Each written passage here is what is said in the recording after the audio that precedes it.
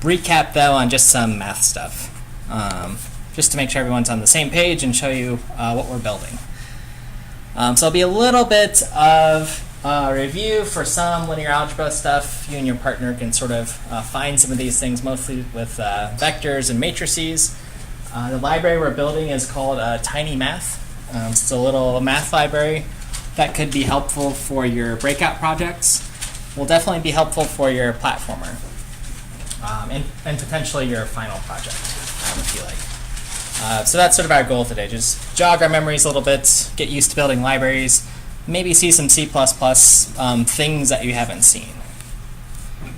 Okay, so for building a math library, before I just run into things, any questions or anything on course logistics?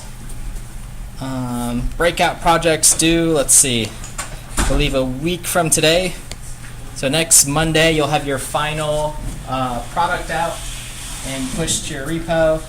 You'll have a little like one-page website that's sort of your like marketing preview. That's also what we're going to use as the course staff to like download your files and actually play your game. So hopefully it just downloads, installs, and runs. Any questions on that, on the deliverables? We can talk more. We'll have office hours after class as well, if you need. All right. So back to the lecture and building a math library. So our sort of key components or two goals for the library we want to build is one, just supporting fundamental data structures. So these are things like a vector data type, a matrix data type. You can add more as the course goes on here, but at least those fundamental structures. Of course, they have to be correct.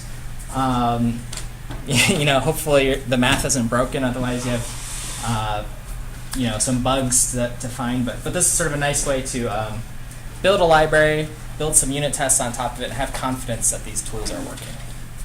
The second thing with any library that you build is you want it to be accessible. So that means you can easily work with these data structures. So in sort of C++ lingo, what I mean by that, or at least the functions we'll be implementing, are doing some operator overloading, right? To add two vectors, use plus equals, treat them as sort of fundamental data types. Right? Just make them very easy and sort of integrated into the C++ code. That's typically the sign of a good library, where appropriate. The second thing we want to do is make sure our math operations are fast, okay? Because in games, games pretty much are math. That's sort of the theme today. And if you're doing a lot of multiplications, a lot of transformations, this data, you want to make sure it happens quickly. This is sort of a optional task for today if you get done. And I'll talk about how you would parallelize these operations using single instruction, multiple data, or SIMD instructions. So there'll be a few examples of that, both in your lab, and then we'll talk about it a tiny bit during this intro. Okay, so you might say, why build a library? Why do we have to do it?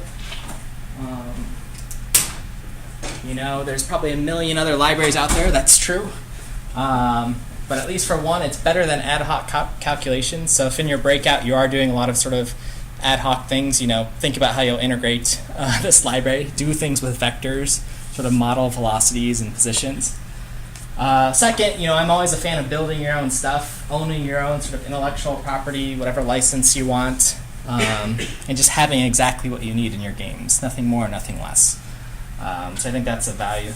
And third, hopefully, you learn a few tips just from building this library that you can apply to other libraries that you will have to build for your code base regardless. So that's for the why. Why go through this? As our build files have been given, all of our build pies, I believe, are integrated for compiling and running GLM, which is the OpenGL Mathematics library. So that's sort of fair game to use. Maybe it's too heavy for our projects, maybe not. But it is pretty well tested library you could use as well. But we're going to build our own. Okay, so a little bit of review on just some math stuff. Terminology, things to have in mind, just sort of building up. So this is like linear algebra 101. But when we talk about just individual values, like a float, integer, whatever, those are just scalar values. Okay. So how we use them in C++, float, variable, whatever. Sometimes we try to be super explicit, so you'll see like 1.0f, which tells the compiler, hey, 1.0 is not a double, it's definitely a float. So you might see that in your code some places. Okay. And typically the type of scalars we're using in games are floats, at least for most things when we're modeling like physics and these kind of things. So give just enough precision, but not too much that it's expensive, and not too little that you know, things don't look real or can't be modeled in a real way. Okay. Okay, so from our scalars, the other thing is just to keep in mind what coordinate system you're using. So the first of three is a Cartesian coordinate system. This is probably what you're most used to, right? This sort of x and y grid, and then you have points within that grid that have, you know, an x, a y, and a z if you're in 3 dimensions, or just an x and a y in 2 dimensions. Sometimes the Cartesian space isn't the most convenient to work in, so you have to convert to cylindrical coordinates, for example, or spherical. So I'll show spherical.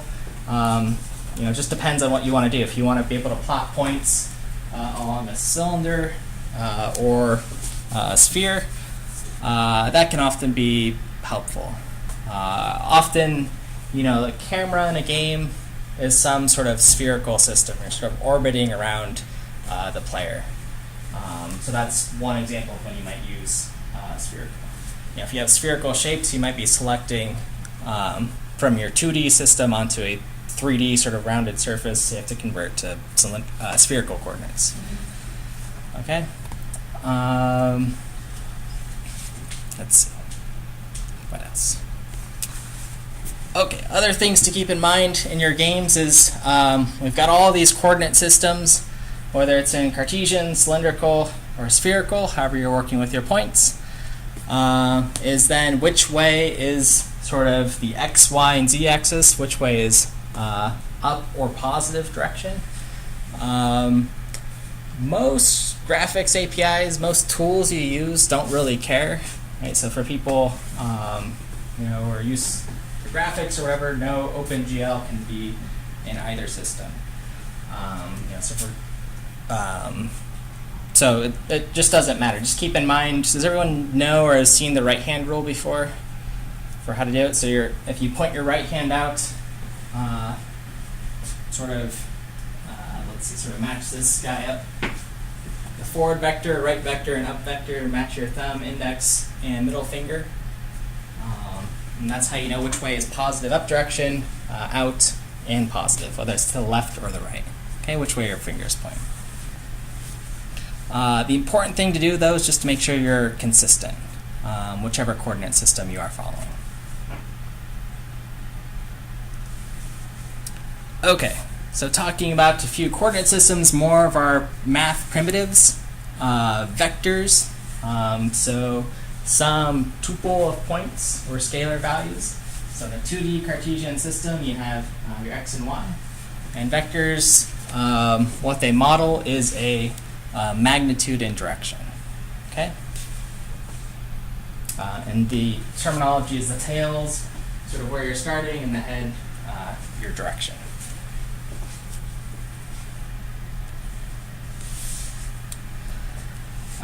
Now for folks who have done, and I think this is everybody according to our survey, a lot of like Unity 3D programming, they have a vector 3D data type. You know, we're going to make one, and so it's a little bit misleading on, you know, if I give you the sort of mathematical definition of what a vector is, that, you know, sometimes it's just used as a pair of 3 values to store an x, y, and z coordinate. So you want to sort of be careful about how you use vector 3D, but know or indicate either by your variable name if it's representing just a position, you know, is it a velocity or is it modeling some direction? Okay, so just keep in mind that vector is sort of this overloaded term.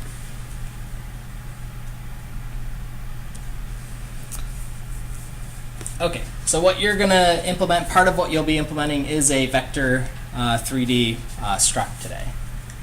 So you have a support for various operations, sort of your accessors, multiplying, division, et cetera, computing dot product, and so on. Okay?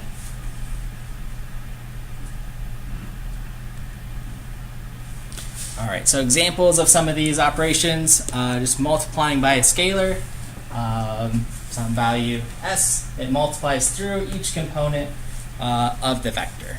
Okay, so we're going to do multiplication operator. Here's an example of the function you'll be implementing. So for vector 3D, operator times equals some scalar value. Now when you're looking through the lab code, you might notice this is a new like C++ thing, maybe something you haven't seen. When there's a vector 3D and an ampersand after it, it's returning sort of a reference to our actual like C++ object, like a this object that you're manipulating. Okay, so the actual instance of the object that you want to modify. The reason for this, and you'll maybe capture through the lab, is it avoids doing copies. Because otherwise, when you return some value, you're getting a copy of that value. We don't need to do that. Okay, we're modifying our actual vector object when we do this. Okay, so there'll be a little bit of C++ decorations, I guess, as far as the syntax you see today. Any questions about this one? This is probably a new C++ thing. All right, cool. All right, so we can multiply vectors also by non-uniform scalars. That just means S has 3 components to it, so you might want to apply different values to it. That could just be a sort of vector multiply. Occasionally that's useful, so if you want to add that to your library you can, but typically having a uniform scale is handy, right? If you're scaling some object, trying to grow some velocity or something.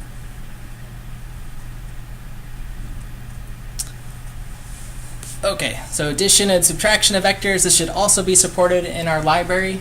So if we're subtracting or adding to our vectors, that's just, again, component-wise, the x, y, and z components of our vectors just add to each other. You can almost think of it just like here when we have a minus b, we have our a vector and our b sort of just translating this guy down and over in that little visualization, right? A plus b is just taking a and sliding it over to b. So you'll have those operators to implement as well.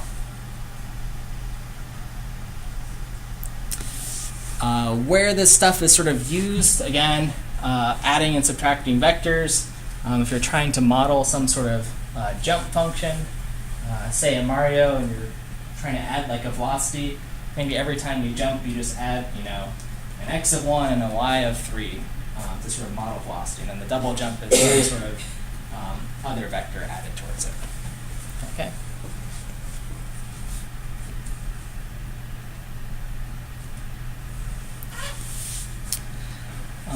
Okay, just a little aside. So again, just being careful where we're using vector 3D and thinking about the data type and how we're modeling it, if we're using it as a direction or a position.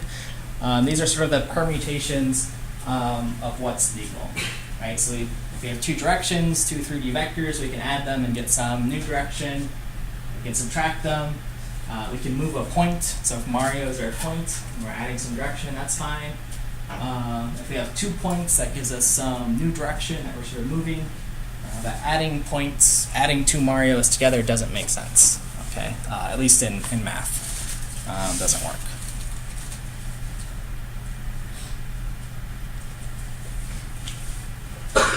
Okay, other useful functions we'll be implementing. The magnitude of a vector, just a reminder on that, sort of gives us the length of our vector. So all of its components squared and the square root to give us a positive magnitude.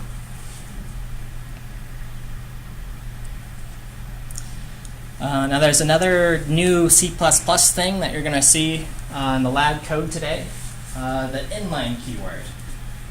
This might have came up in an earlier class when we were talking about inlining things. But basically it's a way to just copy the body of that code and place it inside another function. Okay. Again, we want our math library to be fast and sort of, not slow our programs down if we're doing a lot of math operations. So we're going to see inline a couple of times. Okay. Any questions on this stuff so far? Yeah. So yeah, inline is essentially taking the body of code that goes in magnitude, and wherever we make that function call, just taking that chunk of code and putting it directly inside. Almost like a copy and paste. So it's going to make that body of the code bigger if we use magnitude a lot. So our overall code will grow if we do a lot of inlines. But what's nice is then we don't have to do that extra function call. Anytime you make a function call in C++, you have to potentially make a copy of the arguments. The return value might be a copy, so your stack sort of grows more. Inlining tends to help enable some optimizations as well, if you have like a big block of code that the compiler can take care of. So those are a couple reasons why inline's kind of handy.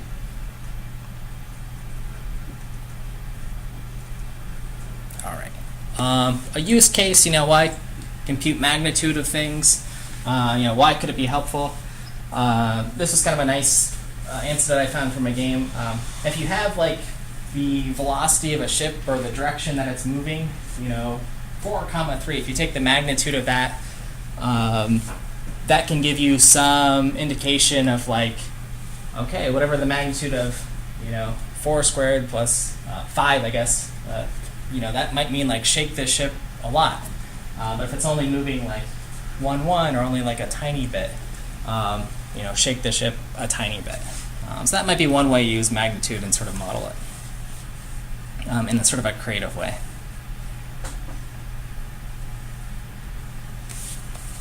Okay, unit vectors, sort of normalizing our vectors is the way to say it. That's the function we'll be implementing. It's just a way to get your vector's magnitude to equal 1. Okay. Why do this? Why compute unit vectors? At least one sort of use case for it. Often, right, you might have this character here who's sort of choosing a direction to fire this missile or banana or whatever it is. You don't need a vector that has like an x or a y of like 30, 30, and then sometimes it's 20, 20. You want to normalize it just so you have like something between 0 and 1, and then you can multiply through whatever the projectile speed is, get a little bit more consistent behavior. Okay, so often that's why we normalize things. The other example I was sort of thinking of is like Angry Birds. If you're not familiar with worms, just sort of when you're choosing the projectile of the bird in the direction where to shoot something, that's just like a unit vector. It's been normalized. What direction you want to fire in. And then you pull back and that sort of models the velocity when you shoot like a slingshot.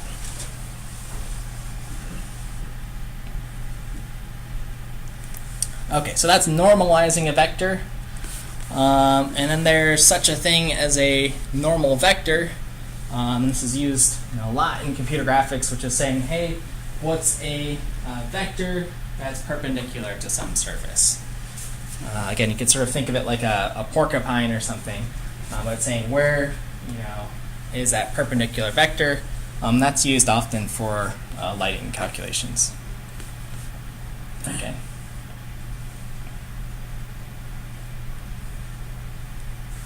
Okay, dot product, which you'll also implement, tells us the angle between two vectors. So this could be useful in your breakout if you're trying to figure out, the angle between, where your paddle is moving and the ball is coming in, to figure out where the ball sort of gets knocked off. But dot product otherwise, if you take the dot product of two vectors, so that's the multiplication of each component added together, if you get 1, that tells you they're moving in the same direction. Okay? So they're moving parallel. 0 means you're perpendicular to each other. Okay? Dot product properties. If you're testing and writing some unit tests, it's commutative, so it doesn't matter what order you're doing the operations. Right, so if you look back, addition and multiplication, those are commutative properties as well. So dot product is. And dot product's also distributive with addition. You just dot each component.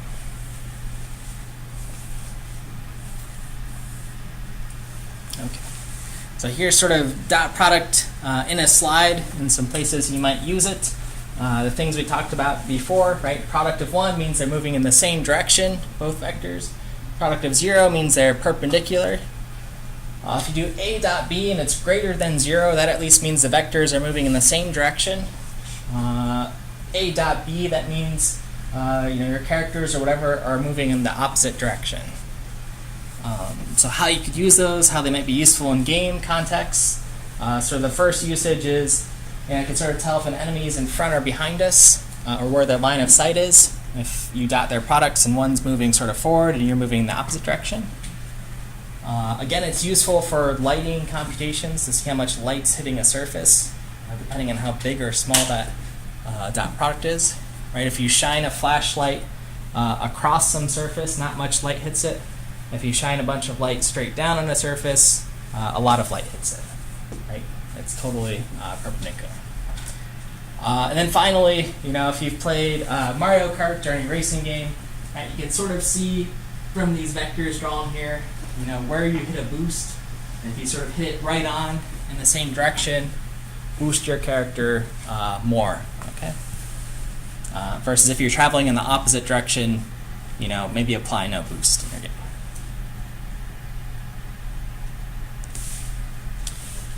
Okay, so other products, cross product. This is where I have two vectors, and I'm trying to get some other vector that's perpendicular to those two.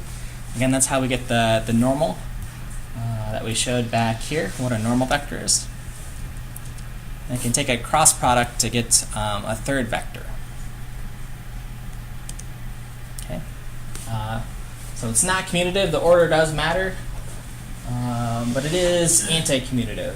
So if I flip the order and negate B in this case, those are equivalent.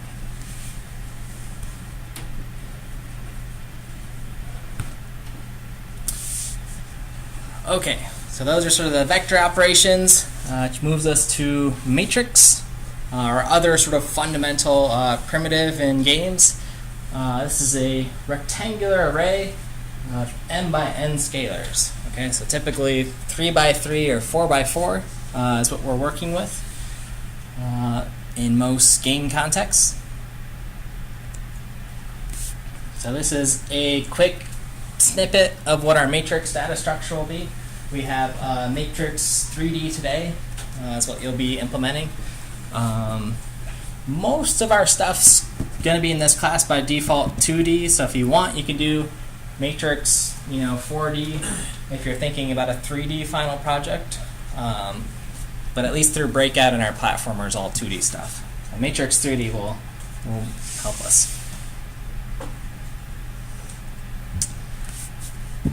The key operation for matrix or matrices is multiplication. So that'll be something you have to implement today. Just a reminder on that, it's basically taking the dot product of each row and each column to give us the actual value. Okay, let's see, I think I have, yeah. So here, if you need a little refresher on matrix multiplication, here's what it looks like. So you can sort of think about what this looks like algorithmically. The one caveat in today's lab is I'm not going to let you do anything smart because we need things to run fast. So that means no loops. So there's probably a nice way to loop through this matrix, but we've got to make it fast. So I'll let you and your partner discuss what that means. All right. With matrices, order matters for multiplication. I've always thought or taught of matrix multiply as sort of concatenating matrices together. So A and B sort of multiplying through that is different than multiplying B times A. Okay, so that's just the important property to keep in mind for matrices. Okay, so that's the main stuff on the math review. We'll be implementing two structures, vector 3 and matrix 3D. And then optionally, this next part I'm going to talk about are AVX instructions, which I don't think I've had anyone here in systems, so you probably haven't seen it with me before, but has anyone seen SIMD or AVX? Okay, cool. I think I'm the only one who teaches it in college. Unless there's like a high performance class or something. So, but first, any questions on the C++ math review stuff? So you have those slides mostly as reference as you're sort of implementing things in today's lab. All right, just a few notes on single instruction, multiple data, SIMD instructions. You can sort of think of it like, or what it is instruction level parallelism. So here's the deal. Our modern CPUs that we spend lots of money on, they have lots of little processors on them that can compute results for us. Okay, so in this architecture I'm showing, there's these 3 ALUs for doing arithmetic. So if I have 3, that means I can do 3, adds, subtracts, multiplies, whatever, at one time. Is what I'm seeing there, or at least what could be possible. So any of these processors that can do multiple operations at once, we call them superscalar processors. So super sort of meaning more than one, scalar, we solve that one like individual value. Okay, so I can execute multiple instructions in just one cycle, which implies some sort of performance gain.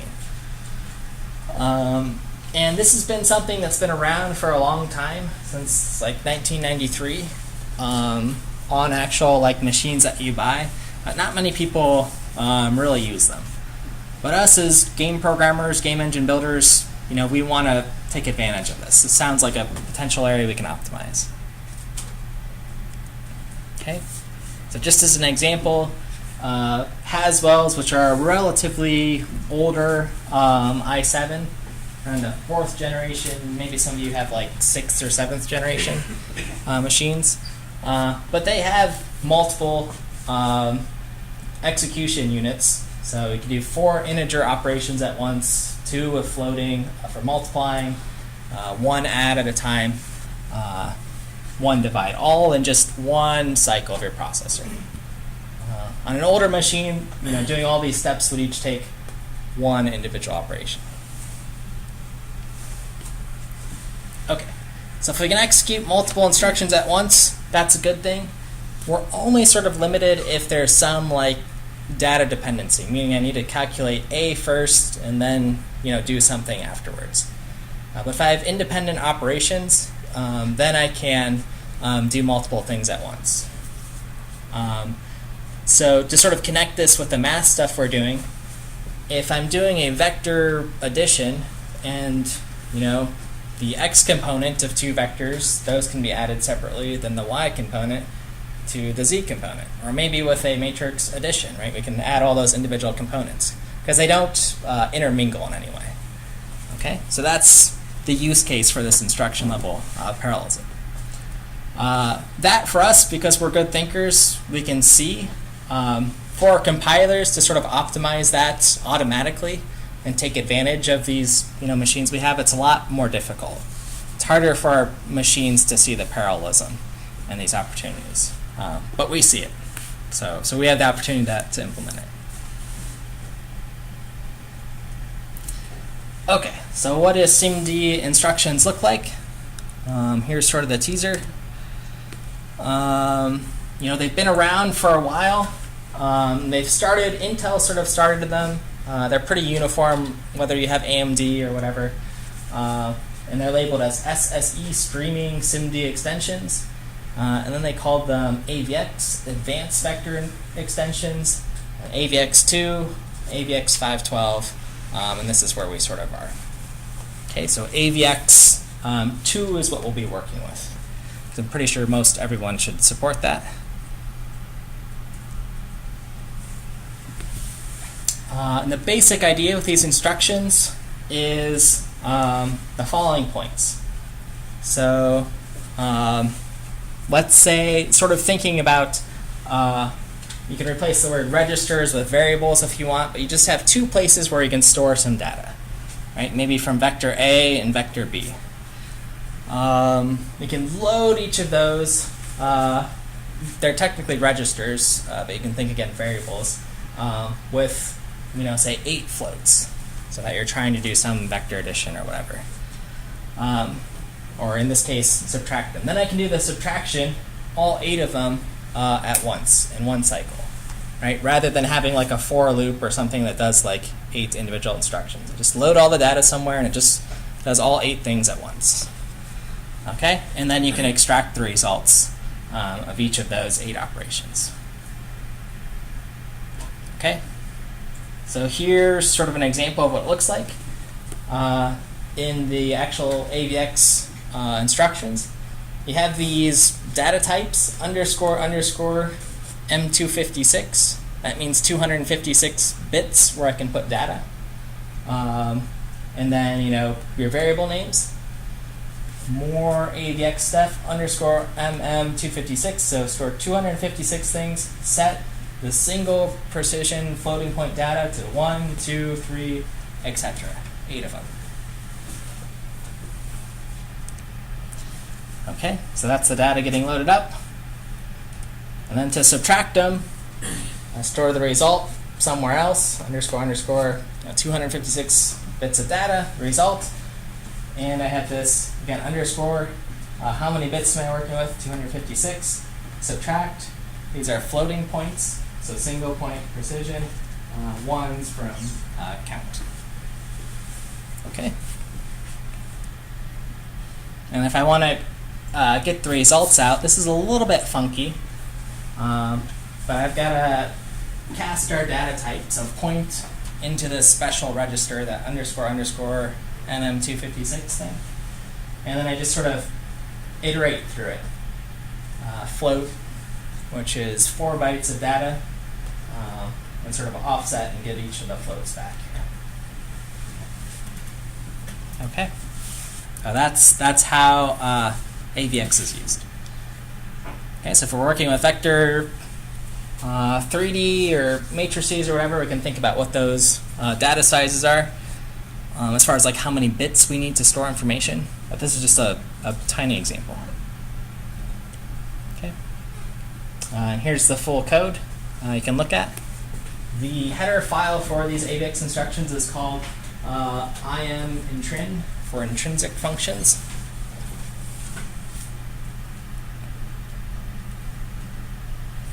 And again, here's the idea with those. They're registers. Technically, that underscore MM256, but you're just figuring out how much data can you pack into them. Okay, so if I have 256 bits, I can put 8 floats in. Float is 4 bytes. 1 byte's 8 bits, so 32 plus 32 plus 32 plus 32. 8 times is 256. Okay. If my data type something smaller, I can fit more data and do more things at once. Okay. Questions on this slide or anything before? Everybody got it? Cool.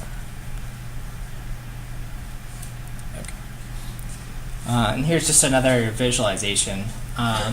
In the older AVX, we only had 128 bits to work with. AVX2, we have 256. AVX512, we have 512 bits. So I can pack more information in. But if we're just using, a small, tiny vector of 3, then maybe we only need 128 bits. Okay, so something to think about. Okay, here's the data types again, and just how they're sort of named. Again, depending if you're using floats, which is underscore underscore M256, that's what we'll be working with. But if you need doubles, the suffix is a D, integers, suffix is an I, and so on.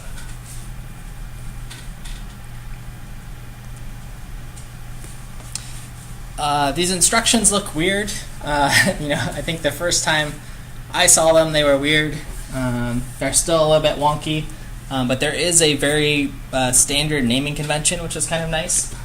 As follows: underscore MM, again, how many bits you need, underscore the name of the function you want to use, underscore the data type. Okay, so these are all just sort of like C functions with a very consistent naming scheme. Okay, they're very similar to like assembly commands. Okay, here's one more example of just doing subtraction if you want, but there's a bunch others I'll show in a second. Okay, so the takeaway here is, we're building a math library. We're going to build 2 data structures. There are other math libraries available, and some of these higher powered functions, these SIMD instructions, well, they're all supported in GLM and these other libraries. So you can take a look and see, okay, this is what like a production level math library looks like. Now, sometimes going through the trouble of implementing these SIMD instructions can make your code run much, much faster. Sometimes it can make it run much, much slower.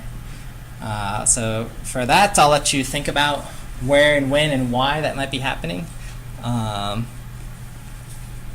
So I'll sort of leave it at that, and we'll discuss. And I have included a bunch of examples in your lab 4 today, including one, this .cpp that shows how to do the dot product in with SIMD instructions. And I've also included some timers so you can time to see how long it takes of doing just regular dot product versus like SIMD dot product. And then you can do that same test with like your matrix, multiply, or whatever if you implement this. Okay. Questions? We're ready to work. All right. Let me